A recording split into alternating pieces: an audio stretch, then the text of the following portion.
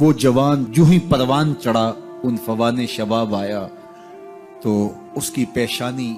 سجدے کے تقدس سے مالا مال ہو گئی، اس کی آنکھوں میں حیا اور شرم کے پہرے آ گئے، اس کے خیالوں میں پاکیزگی آ گئی، اس کی زندگی کے شب و روز نیکی کے ماحول میں بسر ہونے لگے، اس کی راتیں ذکر الہی میں، تلاوت کلام مجید میں اور دن یاد الہی میں روزے سے گزرنے لگے۔ وہ جوان جس کی جوانی اللہ کی عبادت میں گزری، کیونکہ جوانی اگر عبادت میں گزر گئی تو بڑھاپا تو پر نور ہے ہی ہے۔ سب سے مشکل مرحلہ زندگی کا جوانی کا ہے۔ شیطان زیادہ ورغلاتا ہے کسی شخص کو جب وہ جوانی کے مرحلوں سے گزر رہا ہوتا ہے۔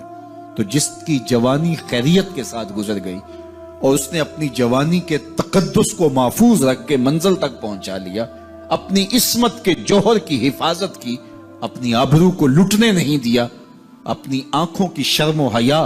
پر پہرے بٹھائے اور آنکھ کو برباد نہیں ہونے دیا اور اپنی زندگی کے تقدس کا پہرا دیا، تو جو جوان اپنی جوانی کو خیریت کے ساتھ گزار گیا۔ کسی نے کہا تھا نا، کتاب زیست کا ایک اور باب ختم ہوا، شباب ختم ہوا، ایک عذاب ختم ہوا۔ تو جوانی جس کی منزل تک پہنچ گئی خیریت کے ساتھ، عافیت کے سائے میں، مشکل تو بڑا ہے جوانی کو منزل تک لے جانا، خیریت کے ساتھ، داغدار نہ ہونے دینا، جوانی کے تقدس کو رسوا نہ ہونے دینا، عصمت کے جوہر پہ کالک نہ لگنے دینا،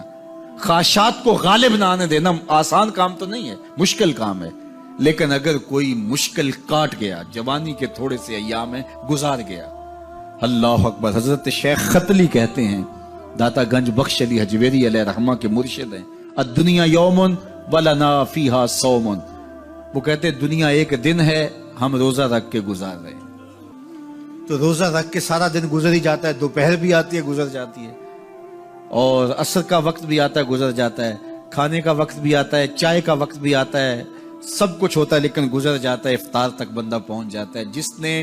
زندگی روزے کی طرح گزار دی، جس نے جوانی روزہ رکھ کے گزار دی، خواہشات کو بے قابو نہیں ہونے دیا، مشکل کام تھا لیکن اس نے مشکل کام کر دکھایا۔ اجر کتنا بڑا ہے، سنیے اللہ کے محبوب کی زبان سے سنیے۔ حضور نے ارشاد فرمایا جو سیدنا ابو ہریرہ کے ذریعے سے ہمارے تک پہنچا، فرمایا قیامت کے دن جب سورج کا رخ سیدھا ہوگا، زمین تانبے کی ہوگی، لوگ پسینے میں شرابور ہوں گے، کوئی ٹخنوں تک پسینے میں، کوئی گھٹنوں تک، کوئی کمر تک، کسی کو پسینے کی لگام دی جائے گی، اور وہ پسینہ ایسے نہیں ہوگا جس طرح یہ پسینہ ہے، اتنا گرم ہوگا۔ ابن رجب حنبلی کہتے ہیں اس پسینے کا ایک قطرہ اگر احد پہاڑ پہ ڈال دیا جائے تو وہ پگھل جائے، اتنا گرم ہوگا، بدبودار اتنا ہوگا، ایک قطرہ دنیا پہ ڈال دیا جائے، انسان کیا جانوروں کے دماغ بھی پھٹ جائے، اس پسینے میں لوگ شرابور ہوں گے۔ لیکن جس نے اپنی جوانی کو عافیت سے گزارا ہوگا، کل قیامت کے دن جب کوئی سایہ نہیں ہوگا، اللہ اس جوان پر اپنے عرش کا ٹھنڈا سایہ عطا فرمائے۔ وہ شخص جس کو کسی عورت نے دعوت گناہ دی اور وہ صاحب منصب تھی، صاحب جمال تھی، اور اس نے یہ کہہ کے یہ خواہش، یہ آرزو مسترد کر دی، انی خاف اللہ۔ اسی طرح کوئی عورت ہے تو اس نے اپنے تقدس کی حفاظت کی، اپنی آبرو پہ پہرا دیا اور کسی پیشکش کو ٹھکرا دیا، تو فرمایا قیامت کے دن جب کوئی سایہ نہیں ہوگا، اللہ اسے بھی اپنے عرش کا ٹھنڈا سایہ دے گا۔ کیسا سخت دن ہوگا، اور وہ کس اعزاز میں ہوگا، کس تکریم میں ہوگا۔ یہ تو 4 دن 10-20 سال ہیں، اور وہ 50,000 سال کا ایک دن۔ پھر اس کو اللہ کا شکر ادا کرنا ہوگا کہ اللہ تو نے کتنا کرم کیا میرے اوپر کہ میری جوانی خیریت اور عافیت سے گزری، اور آج اس کا تو کتنا بہتر صلہ مجھ کو دے رہا۔ انسان جب کوئی اچھی بات سنتا ہے تو انسان کی فطرت ہے کہ وہ آگے منتقل کرتا ہے۔ آج کل وہ شیئر کر دیتے ہیں نا،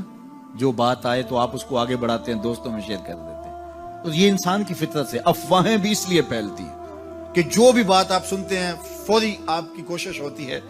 کہ یہ سب سے پہلے دوستوں کو میں ہی بتاؤں۔ تو یہ انسانی فطرت ہے۔ تو جب افواہ اور ایسی چیز، کوئی غم کی خبر بھی ہو، کسی کی وفات کی خبر بھی ہو، تو اس وقت بھی انسان کی فطرت، سست سے سست آدمی بھی پھر جلدی جلدی فون کرتا ہے، آگے بڑھاتا ہے کہ فلاں سے ایک فوت ہو گیا۔ تو چونکہ یہ فطرت ہے، بات کو آگے بڑھانے کا شوق ہے انسان کے اندر رکھا ہے، اس سے چیزیں پھیلتی ہیں،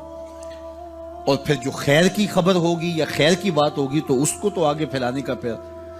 ہمارا دین بھی ہمیں ترغیب دیتا ہے، جذبہ دلاتا ہے۔